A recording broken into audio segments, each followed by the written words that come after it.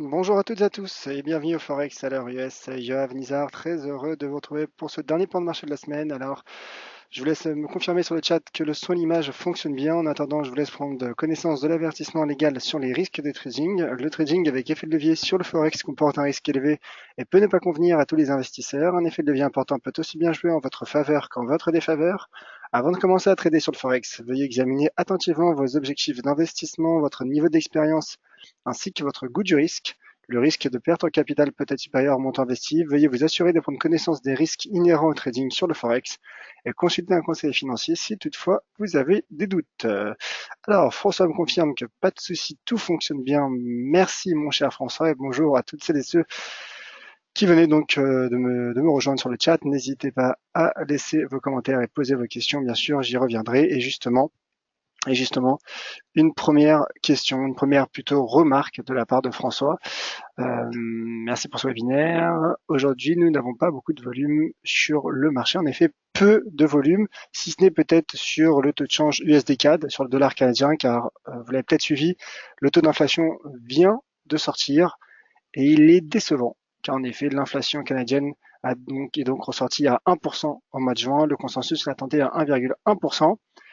Et en revanche, les ventes au détail ont progressé, ont battu les attentes du consensus puisqu'elles ont progressé au mois de mai de 0,6% et le consensus les attendait en hausse de 0,3%. Bon voilà, statistique en demi-teinte, mais toutefois, bon bien sûr, la plus importante est le taux d'inflation et l'inflation donc est bah, voilà, plutôt décevante, mais on voit que finalement le taux de change USD CAD part à la baisse, poursuit sa baisse du moins, reste baissier face au dollar américain notamment. Et donc le dollar américain semble voilà, racheter après ces statistiques. Donc malgré une inflation décevante et toutefois les ventes au détail qui ressortent supérieures aux attentes du consensus.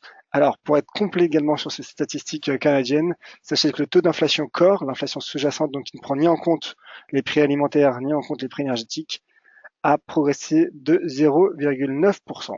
Voilà, c'est stabilisé finalement au même niveau que le mois précédent, mais dans ce contexte, donc, le dollar, première réaction du mois, acheteuse, pardon, euh, première réaction baissière, excusez-moi, du taux de change USD-CAD, et donc le dollar canadien qui est acheté après ces statistiques.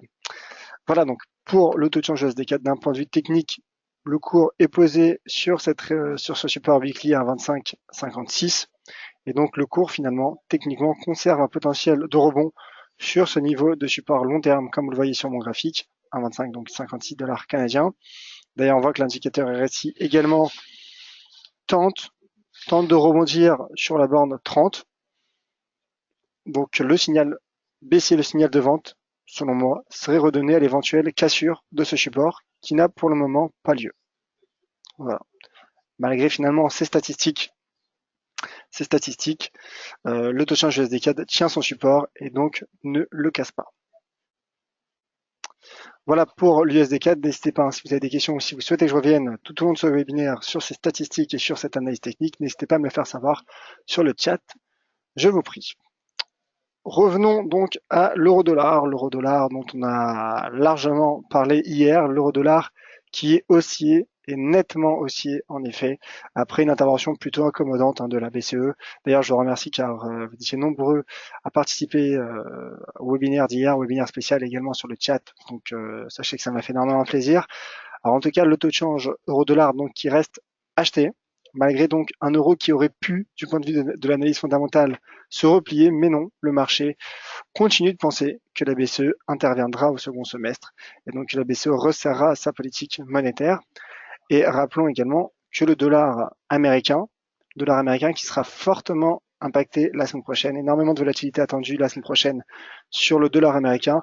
En tout cas, en attendant, il reste fragilisé, il reste baissier. D'ailleurs, on le voit, l'indicateur de momentum RSI, un donné hebdomadaire, finalement poursuit sa progression, accentue sa hausse et croise à la hausse la borne 70. Alors en effet, je parlais du dollar américain. Sachez que la semaine prochaine, il y aura l'intervention de la Fed, de la FOMC mercredi dernier. Il y aura les commandes de biens durables jeudi et vendredi. Il y aura également une statistique importante puisque ce sera le taux de croissance. Le taux de croissance aux États-Unis qui sera à surveiller, donc notamment sur le taux de change euro-dollar. Donc on l'a suivi hier, il y a eu un pullback sur ce niveau de support à 1,1472. J'enlève le niveau hebdomadaire pour que ce soit plus clair. Donc voilà, ce niveau en pointillé rouge sur mon graphique à 1,1472 a tenu hier, et le marché donc a effectué un pullback. L'euro-dollar reste soutenu par cette droite de tendance haussière formée depuis la séance du 9 avril quasiment. Et le RSI également journalier accélère. Donc, j'ai envie de dire, tous les signaux sont au vert pour une poursuite haussière du taux de change euro-dollar. Donc, en effet, les 1,17 sont finalement est un seuil possible. D'ailleurs, on me demandait ce matin sur Twitter jusqu'où s'arrêtera le dollar, le taux de change euro-dollar. Comme je l'ai expliqué, donc en effet, il faudra surveiller la clôture hebdomadaire, voir si le marché franchira ou non ce point haut de la séance de la semaine du 2 mai 2016 à 1,1665. Il est bien parti pour. Donc le cas échéant, en effet, la prochaine cible, le prochain seuil à surveiller, ce sera ce point haut de l'année 2015 à 1,17148 dollars. En tout cas, le dollar américain, l'euro-dollar donc reste haussier. D'ailleurs, les positions des traders particuliers augmentent à la vente, ce qui donne donc selon l'analyse contrarienne un potentiel haussier sur ce taux de change euro-dollar.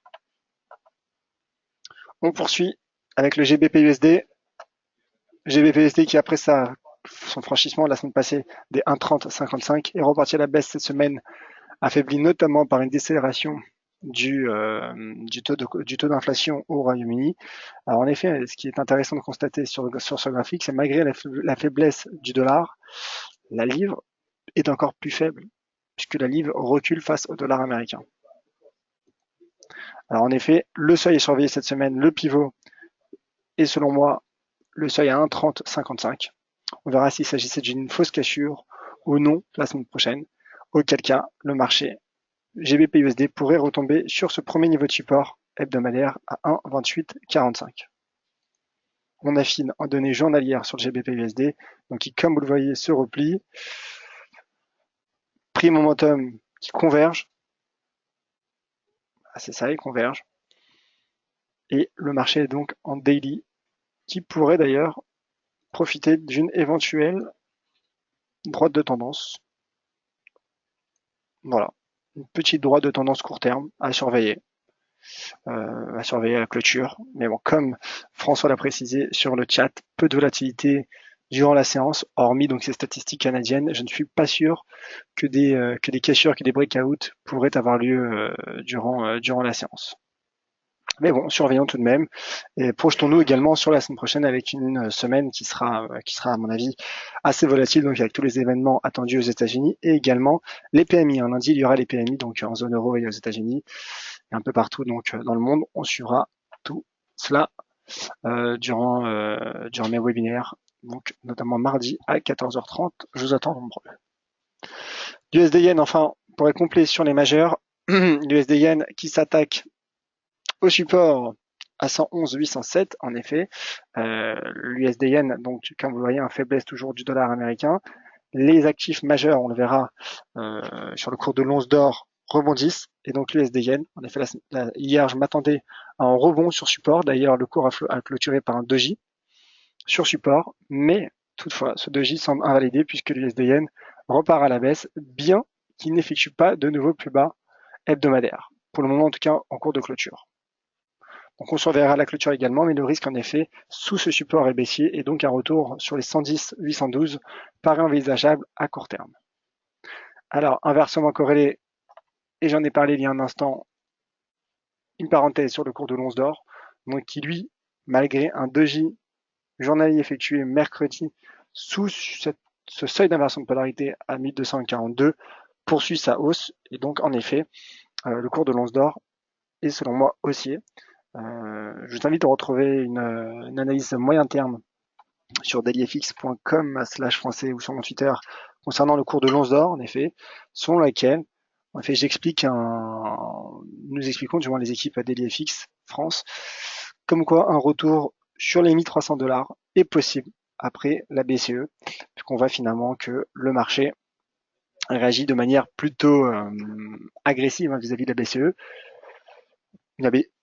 Il y a en effet eu une intervention accommodante de la BCE, mais à en croire le marché s'attend tout de même à une action non accommodante, donc de la Banque centrale européenne, ce qui favorise un peu le sentiment de crainte vis-à-vis du risque et donc profite, a priori, comme vous le voyez, aux valeurs refuge. Et donc, en effet, prochaine cible qui est quasiment atteinte, c'est ce niveau hebdomadaire, ce seuil hebdomadaire à 1257 $, et un retour donc sur sous les 1300, 1295 me paraît envisageable à moyen terme sur le cours de l'once d'or. Donc à l'inverse, bien sûr, l'USD Yen qui du coup conserve un risque baissier et qui est en train de casser le niveau de support, précité il y a un instant. Le NZD qui lui poursuit dans le sillage de son franchissement des 0,7343, donc haussier, et ma stratégie baissière évoquée il y a plusieurs semaines sous ce niveau de résistance est invalidée. Et le marché donc qui à présent s'attaque à ce point haut pluriannuel à 0,74 857. Mais en tout cas, si la cassure, si le franchissement se confirme, et il devrait se confirmer aujourd'hui a priori, à en croire le marché, mais bon, en trading et sur les marchés, nous ne sommes jamais sûrs de quoi que ce soit. En tout cas, le potentiel haussier serait relancé sur le NZD-USD, de même que l'AUD-USD qui a franchi déjà la semaine passée cette résistance à 0,7725. Et en effet, comme j'ai expliqué en début de semaine ou fin de semaine dernière, au vu justement de ce franchissement, on pouvait s'attendre par effet de corrélation donc à un franchissement également du NZD-USD. Donc l'AUD-USD qui lui également a atteint un nouveau point haut depuis plus de 2 ans, depuis la semaine du 11 mai 2015, et donc il pourrait retrouver son point haut de 2015 à 0,8162, son point haut du mois de mai 2015, pardon, à 0,81, très exactement 0,81635, voilà, qui pourrait être justement la prochaine cible sur l'AUD-USD. Voilà donc pour le Forex et pour les matières premières. Un mot sur Wall Street et le Dow Jones qui entretient sa tendance haussière, qui reste bien orienté malgré un repli. Le marché semble former un nouveau range après celui qui a enfermé finalement le cours du Dow Jones entre les 21 283 points et les 21 530 points. Le marché pourrait donc former un nouveau range entre les 21 530 points et les 21 675 points. Repli, donc le marché qui forme une résistance et on verra en effet s'il rebondira sur cette zone 21 530 points, ce qui serait finalement possible du point de vue de l'analyse technique. Ce serait cohérent en effet du point de vue de l'analyse technique. Le S&P 500, enfin ensuite je passerai aux questions. D'ailleurs je vois qu'il y a quelques commentaires. N'hésitez pas, je vous prie donc à laisser vos commentaires et poser vos questions. Il vous reste quelques minutes pour le faire. Alors, S&P 500, on va nettoyer un petit peu ce graphique. Le S&P 500 qui a franchi donc les 21 000, les 21 000, pardon, j'étais encore sur le Dow Jones. Le S&P donc qui a franchi les 2470 points, qui était la résistance à surveiller et notre objectif énoncé en début de semaine. Et donc en effet, au-dessus de cet objectif, au-dessus de ce seuil, le potentiel est haussier. D'ailleurs, on voit le momentum en données 4 heures tente de se maintenir au-dessus de la borne 70. Donc potentiel haussier à court terme et à moyen terme également sur le S&P 500, comme vous le voyez, qui donc, je le répète, a franchi 2470 points. Et je maintiens ma cible à 2500 points à moyen terme. Vous l'avez entendu, j'ai bien dit moyen terme. Voilà pour le S&P 500. Et d'ailleurs, le S&P 500, donc concernant le S&P 500, les positions vendeuse des traders particuliers explose, ce qui donne toujours, du point de vue de l'analyse contrarienne, un fort potentiel haussier, donc selon notre indicateur sentiment IG Market. Voilà, il y a environ 85% des positions qui sont à la vente chez les traders particuliers, selon l'indicateur sentiment IG, ce qui donc donne un potentiel de hausse sur Wall Street et particulièrement sur le S&P 500. Voilà pour ce tour d'horizon Forex Wall Street. Je passe aux questions et réactions. N'hésitez pas donc, plus que quelques instants, pour réagir sur le chat. Alors, bonjour François et bonjour Huguette. Bonjour Michel également. Michel, donc c'est la fête nationale en Belgique. Bonne fête nationale à la Belgique et à tous nos amis belges. Alors, question de la part de Al. Bonjour, quelle est votre approche pour entrer en position? Alors, déjà, cela dépend des actifs que vous suivez. Comme vous pouvez le voir, je suis de manière générale, on essaye bien sûr de garder toujours un œil sur plusieurs classes d'actifs au sein des équipes ADDFX, avec notamment mon collègue Valentin Enfrand. Mais c'est vrai que ce webinaire donc, est dédié au Forex pair majeur, particulièrement et à Wall Street, et parfois au cours de l'once d'or et du Bitcoin. Donc en effet, pour entrer en position, en tout cas, je tente de suivre ce que nous dit l'analyse technique. C'est tout simplement, il y a plusieurs stratégies, mais j'apprécie particulièrement les stratégies de cassure. Des cassures ou finalement de rebond, c'est-à-dire stratégie baissière sur résistance et stratégie haussière sur support, finalement sont les techniques de base, et également les stratégies sur ou sous les droites de tendance, qui jouent également un rôle de support ou résistance. Donc voilà généralement les outils que j'utilise en analyse technique. Il s'agit donc du chartisme, de l'analyse graphique, particulièrement, avec également ce qui m'aide, ce sont les divergences, des éventuelles divergences entre prix et RSI. Et je m'aide également parfois de l'indicateur contrarien, sentiment IG Market, qui en effet donne des statistiques intéressantes. Alors, sur Wall Street, une question de Thomas. Bonjour, le Nasdaq à 5900 points a-t-il atteint son support? C'est vrai que je ne parle pas souvent du Nasdaq, donc faites bien, mon cher Thomas, de me questionner sur cet actif. Alors voici le graphique du Nasdaq. Je demande juste un instant.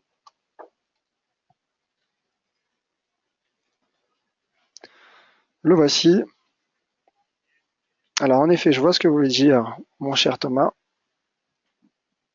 car les 5885, donc proche des 5900 points, jouaient un rôle de résistance.